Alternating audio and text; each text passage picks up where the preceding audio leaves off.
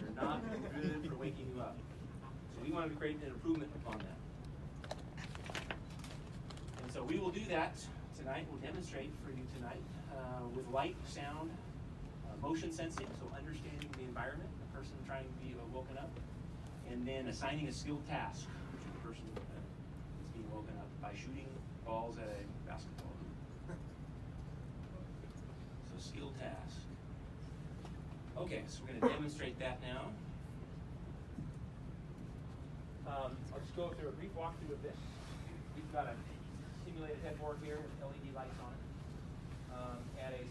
At a time, we'll simulate the alarm going off like at 7 a.m. The light will turn on, and if it doesn't sense any movement, it's going very quickly in this case. Naturally, if you have it to go on for a 20-minute period, kind of wake the person up, but we'll do it about 10 seconds. It's going to sound an audible alarm here. It's very loud. We were muffling it. It's probably annoying people for the past days. We got it full strength right now. And then when it senses movement, with this infrared sensor here, it will stop within about 5 seconds. And then I'll get up and I will get the balls here and I will shoot the basket. So we're going to go over, there's a technology slide. Oh yes. And before I start the demo, I'll take an answer from anybody in the crowd because we've got some voice interaction, some APIs that are calling out to get my driving duration to work in the morning, as well as the weather. So if you give me, I'll take a random person through this isn't hard coded. I'm gonna raise their hand. Here.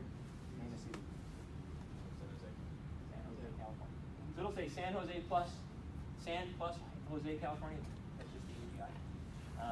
That would be the city. And are they ready to go? How about Orlando? No. Someone tell it, one word city. Sacramento. You want to make sure it doesn't move up. I'm going to simulate the person here speaking.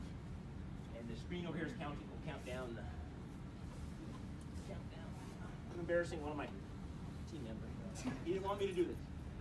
You're sensitive to the light.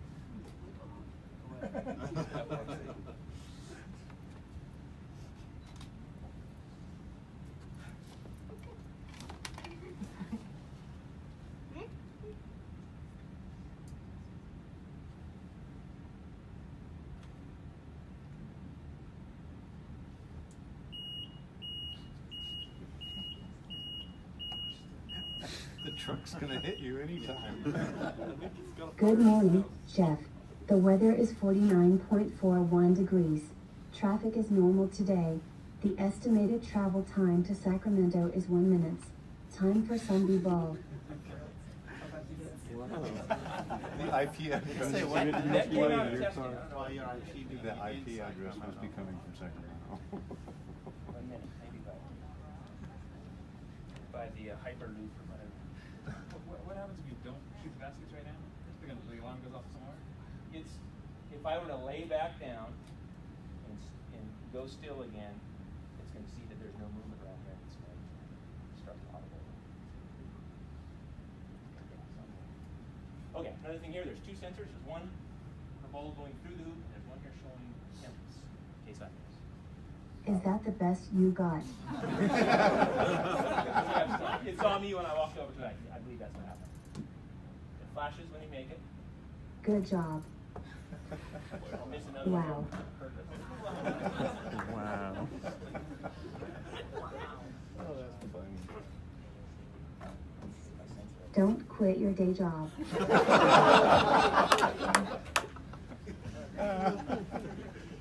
make one here. I'll get up close.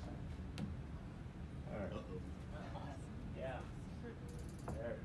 These balls are small and What a great start to your day.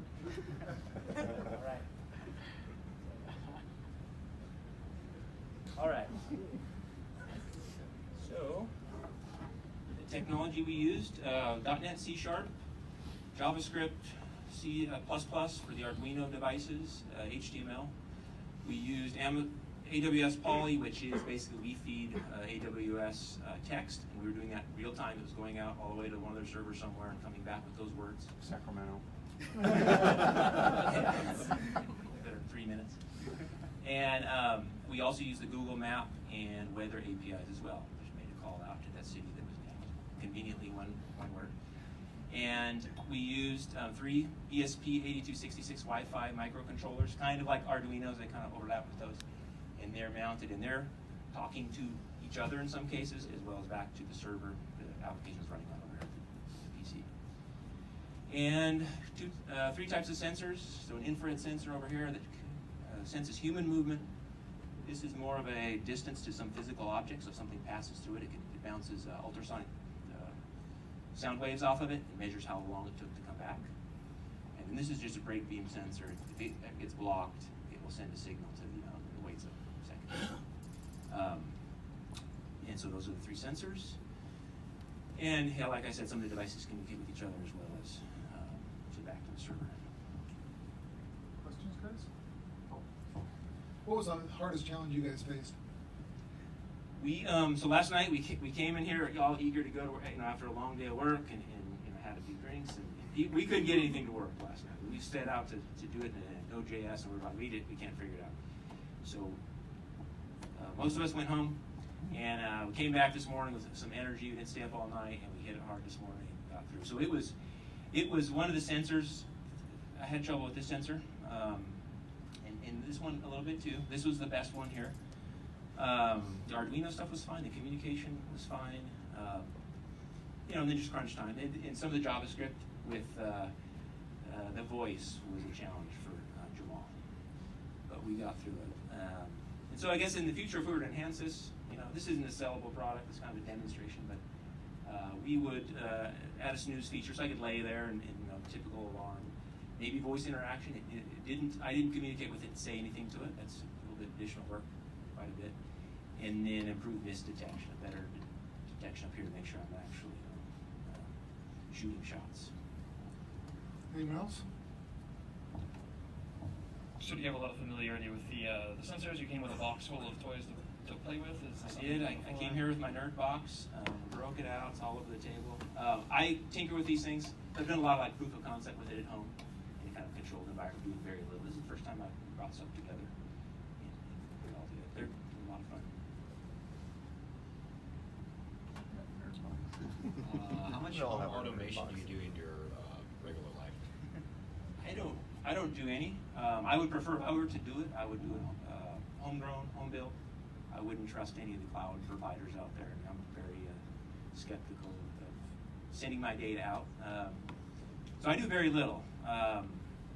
I've wanted to do more, but it's fun. It's a lot of fun because it's kind of a real world thing that people interact with. Interested. Thanks very much, guys. Thank you. I want to thank my team for showing up to get here. It was a blast. It's not always fun when you're failing at stuff, but when you get it to work, then